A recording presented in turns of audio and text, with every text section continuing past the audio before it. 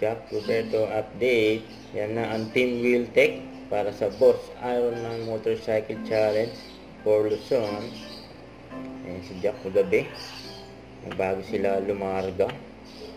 And then nag-speech muna sila. Ngayon na si Jack saka si Dominic. Dalawang gwapo. Relax lang.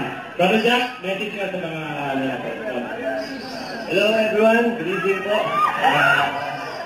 Ito yung first time ko po na mag-join sa Boss Ironman Luzon. Last time yung sa Mindanao, sobrang ibang experience.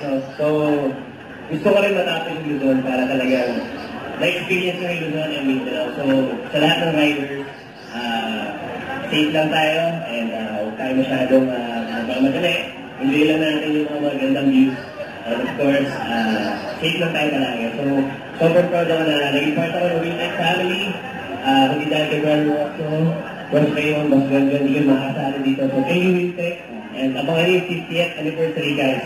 Sobrang Huwag kalimutan mag-subscribe, click on notification bell for line update ko ang for reaction vlog. Bye guys, thank you for watching.